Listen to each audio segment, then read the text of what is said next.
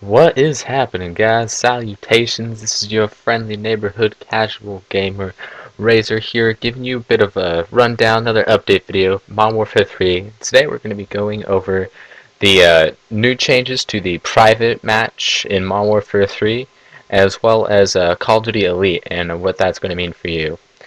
So, Infinity Ward, Sledgehammer Games, and Robert Bowling, the community manager over there at Infinity Ward, decided to, in Modern Warfare 3, is totally revamp the private match system, and it is so much more customizable than before.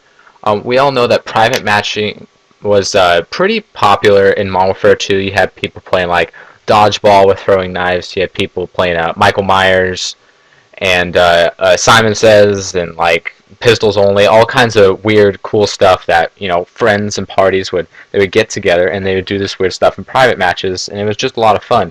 And you really didn't see as many people do that in Black Ops, but you had wager matches, which was kind of a cool thing that Treyarch introduced.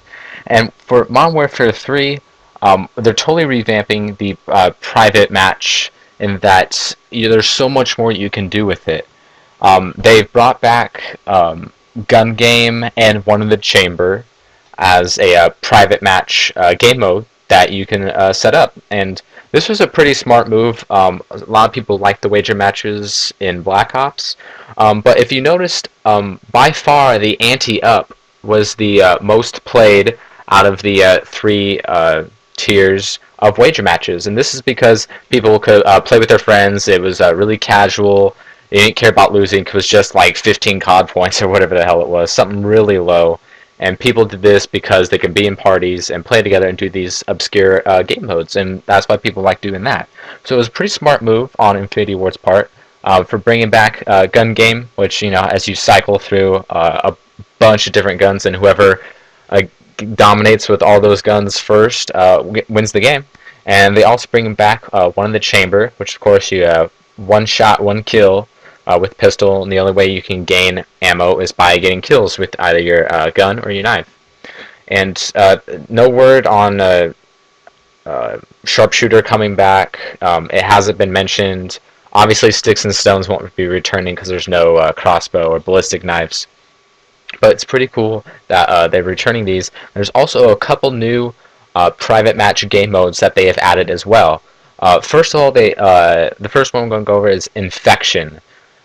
What happens is one person in the lobby starts out as an infected, and they kill enemies to recruit them to their effective team. So eventually, all but one person will be infected, and that last remaining person will be the winner of the game. This is very similar to what some people will say a game mode in Halo, but even more so, this is a lot more similar to the virus game mode in Time Splitters.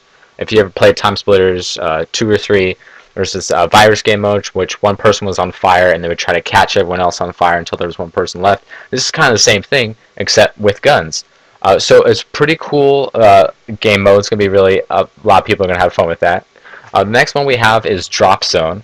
And what it is you hold a drop zone, kind of like a domination or a headquarter part of the map, and you gain team points and also care packages, hence drop zones. So if you hold down that spot, your team gains points and you receive care packages, and so you can use those kill streaks to further hold your spot, get more points, and get more care packages.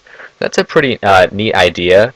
That might be quite popular with some parties. Like I said, this is just all fun and game stuff. This is not public seriousness that is really going to just be a really competitive thing. This is just, like amongst friends, and so it's a really cool addition to the game. Next up, we have Team Juggernaut, and what this is with the support of one Juggernaut on each team, kill the players on the opposing team, and the first one to score 11 wins. So it's kind of like Team Deathmatch, except there's one Juggernaut on each team. So this kind of puts a whole new dynamic into the Team Deathmatch scheme of the game, and it might add a lot more further playability to the game, and it gives people experience, taking out juggernauts and such. And speaking of Juggernauts, the last one we're going to go over is just Juggernaut, private match mode Juggernaut, in which you kill the Juggernaut to become the Juggernaut. Once again, similar to Halo game type, as well as plenty of other shooters out there have their own kind of a thing like this. There was one in 007 that was very similar to this. And so, one person starts with a Juggernaut, you kill them to become the new Juggernaut. Who knows if this is going to be like a total points thing or if it's the most kills as the Juggernaut. Who knows how this is going to be. But it sounds interesting to say the least. It was really cool that Infinity Ward decided to make Modern Warfare 3 a lot more party friendly, in that it's more like a party game, like say the first Halo was. A lot of people would bring friends over, get system links and stuff, and just play like that.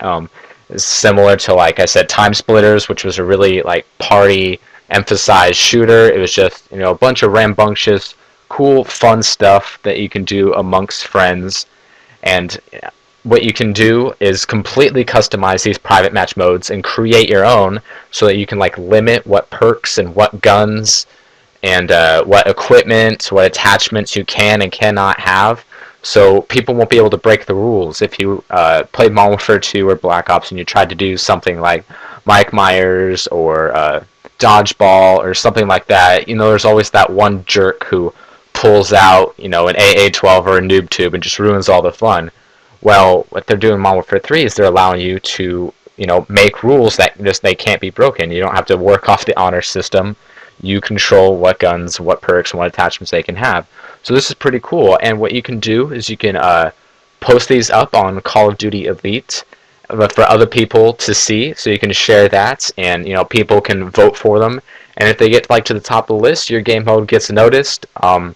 Infinity Ward might see that and possibly consider putting it as a game mode in private match in like a next patch update or a DLC. So that's pretty cool. It's a lot of community-based participation, which is a really smart move.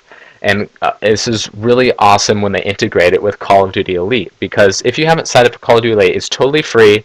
A lot of people think you have to pay, but that's only for the extra service. There is a free service under that gives you less stuff. Like you don't get the DLC. If you pay for the Elite service, you get all the DLC for all of Modern Warfare 3, which is supposed to come out like once a month. So it's going to be like a bunch of different DLC, be that map packs, game modes.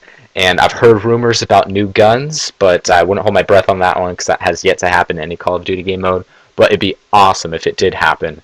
So if you sign up for Call of Duty Elite and you get the paid service, which you would get if you get the hardened edition of Modern Warfare 3, like I am, it'll save you money when you get the DLC, and you'll also be getting it before anyone else that, say, just buys it with their Microsoft points at big bundles at a time. With Call of Duty Elite service, you get them as they come out, and you also get added other benefits that is available in Call of Duty Elite. So I really suggest that you guys sign up for this Call of Duty Elite thing. You can set up clans. There's a whole bunch of different challenges that you can participate in, like who can get the most domination captures in a day, or who can get the coolest Tomahawk kill cam. And people on the servers in Call of Duty Elite store these, and they're ranked. So if like you win, you can get like actual prizes, like duffel bags or a hat or something. So you can win real things, and you also earn medals on your Call of Duty Elite profile. And it also gives you a much thorough, in-depth rundown of your gamer stats that you can see on your player card in Black Ops. It gives you a lot more in-depth rundown of, like hours played of a certain game type. It gives you all of the other like KD per gun and kills with all these kill streaks. So it gives you a lot more information on that. It allows you to connect to other players. You can join clans, join tournaments and stuff, and win stuff. It seems like a really cool idea, which will increase the longevity of the game.